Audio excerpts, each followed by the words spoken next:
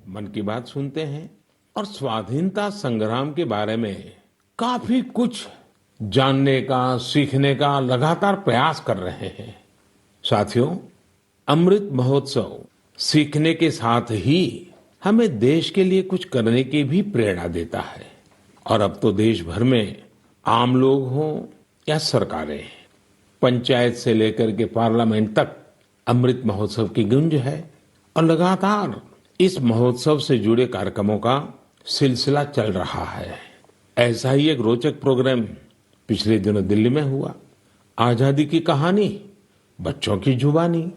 कार्यक्रम में बच्चों ने स्वाधीनता संग्राम से जुड़ी गाथाओं को पूरे मनोभाव से प्रस्तुत किया।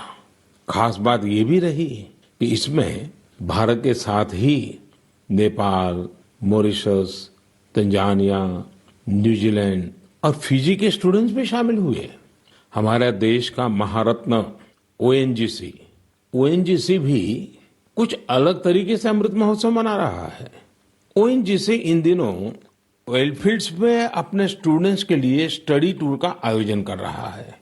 इन टूर्स में युवाओं को ओएनजीसी के ऑयल फील्ड ऑपरेशंस की जानकारी दी जा रही है।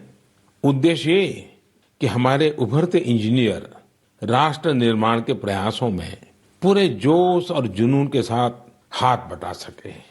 साथियों, आजादी में अपने जनजातीय समुदाय के योगदान को देखते हुए देश ने जनजातीय गौरव सप्ताह भी मनाया है। देश के अलग अलग हिस्सों में इससे जुड़े कार्यक्रम भी हुए। अंडमान निकोबार द्वीप समूह में जारवा और ओंगे ऐसे जनजातीय समुदाय के लोगों ने अपनी संस्कृति का जीवंत प्रदर्शन किया। एक कमाल का काम हिमाचल प्रदेश में ऊना के मिनिएचर राइटर रामकुमार जोशी जी ने भी किया है। उन्होंने पोस्टेज स्टैम्प पर यानी इतने छोटे से पोस्टेज स्टैम्प पर नेताजी सुभाष चंद्र बोस और पूर्व प्रधानमंत्री लाल बहादुर शास्त्री जी के अनोखे स्केच बनाए हैं।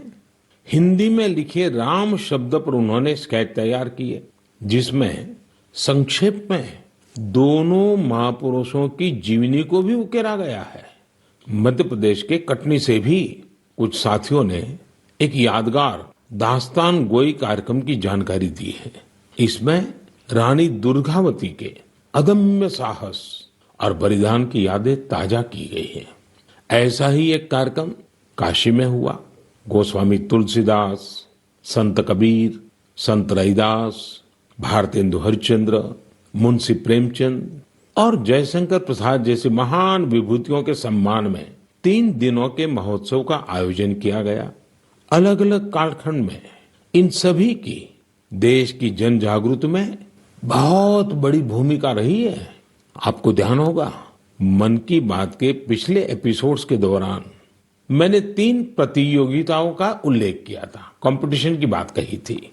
एक, देशभक्ति के गीत लिखना, देशभक्ति से जुड़ी, आजादी के आंदोलन से जुड़ी घटनाओं की रंगोली बनाना और हमारे बच्चों के मन में भव्य भारत के सपने जगाने वाली लोरी लिखी जाए।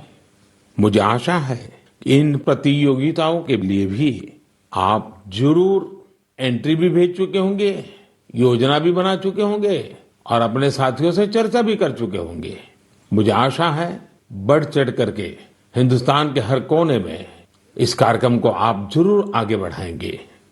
मेरे प्यारे देशवासियों, इस चर्चा से अब मैं आपको सीधे वृंदावन लेकर चलता हूँ। वृंदावन के बारे में कहा जाता है कि ये भगवान के प्रेम का प्रत्यक्ष स्वरूप है। हमारे संतों ने भी कहा है, यह आशा धरी चित्त में, यह आशा धरी चित्त में, कहत जथा मति मोर, वृंदावन सुख रंग गौ, वृंदावन सुख रंग गौ, काहू न पायो और। यानी वृंदावन की महिमा हम सब अपने अपने सामर्थ्य के हिसाब से कहते जरूर हैं, लेकिन वृंदावन का जो सुख है, यहाँ का जो रस है, उसका अंत कोई नहीं पा सकता। वो तो असीम है। तभी तो वृंदावन दुनिया भर के लोगों को अपनी तरफ आकर्षित करता रहा है। इसकी छाप आपको दुनिया के कोने कोने में मिल जाएगी। पश्चिमी ऑस्ट्रेलिया में एक शहर है पर्थ। क्रिकेट प्रेमी लोग इस जगह से भली भांति परिचित होंगे क्योंकि पर्थ में अक्सर क्रिकेट मैच होते रहते हैं। पर्थ में एक सेक्रेड इंडिया गैलरी इस नाम से एक आर्ट गैलरी भी है। यह गैलरी स्वान वैली के एक खूबसूरत क्षेत्र में बनाई गई है और ये ऑस्ट्रेलिया की एक निवासी जगत तारिणी दासी जी के प्रयासों का नतीजा है। जगत तारिणी जी वैसे तो है ऑस्ट्रेलिया की, जन्म भी वहीं हुआ, लालन पालन भी वहीं हुआ, लेकिन 13 साल से भी अधिक समय वृंदावन में आकर के उन्होंने बिताया। उनका कहना है कि वे ऑस्ट्रेलिया लौट तो गई, अपने देश वापस तो गई, लेकिन वो कभी भी वृंदावन को भूल नहीं पाई। इसलिए उन्होंने वृंदावन और उसका आध्यात्मिक भाव से जुड़ने के लिए ऑस्ट्रेलिया में ही वृंदावन खड़ा कर दिया। अपनी कला को ही एक माध्यम बना करके एक अद्भुत वृंदावन उन्होंने बना लिया। यहाँ आने वाले लोगों को कई तरह की कलाकृतियों को देखने का अवसर मिलता है।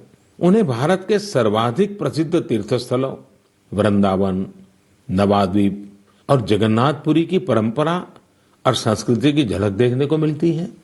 यहाँ पर भगवान कृष्ण के जीवन से जुड़ी कई कलाकृतियां भी प्रदर्शित की गई हैं। एक कलाकृति ऐसी भी है जिसमें भगवान कृष्ण ने गोवर्धन पर्वत को अपनी छोटी उंगली पर उठा रखा है, जिसके नीचे वृंदावन के लोग आश्रय लिए हुए हैं। जगत तारिणी जी का यह अद्भुत प्रयास वाकई हमें कृष्ण भक्ति की शक्ति का दर्शन कराता है। मैं उन्हें इस प्रयास के लिए बहुत बहुत शुभकामनाएं देता हूं। मेरे प्यारे देशवासियों, अभी मैं ऑस्ट्रेलिया के पर्थ में बने वृंदावन के विषय में बात कर रहा था। ये भी एक दिलचस्प इतिहास है कि ऑस्ट्रेलिया का एक रिश्ता हमारे बुंदेलखंड के झांसी से भी है। दरअसल झांसी की रानी लक्ष्मीबाई जब ईस्ट इंडिया कंपनी के खिलाफ कानूनी लड़ाई लड़ रही थी तो उनके वकील थे जॉन लैंग। जॉन लैंग मूल रूप से ऑस्ट्रेलिया के ही रहने वाले थे। भारत में रहकर उन्होंने रानी लक्ष्मीबाई का मुकदमा लड़ा था। हमारे स्वतंत्रता संग्राम में झांसी और बुंदेलखंड का कितना बड़ा योगदान है ये हम सब जानते हैं। यहाँ रानी लक्ष्मीबाई और झलकारी बाई जैसी वीरांगनाएं भी हुई और मेजर ध्यानचंद जैसे खेल रत्न भी इस क्षेत्र ने देश को दिए हैं। साथियों, वीरता केवल युद्ध के मैदान में ही दिखाई जाए ऐसा जरूरी नहीं होता। वीरता जब एक व्रत बन जाती है और उसका विस्तार होता है तो हर क्षेत्र में अनेकों कार्य सिद्ध होने लगते हैं। मुझे ऐसी ही वीरता के बारे में श्रीमती ज्योत्सना ने चिट्ठी लिखकर बताया है।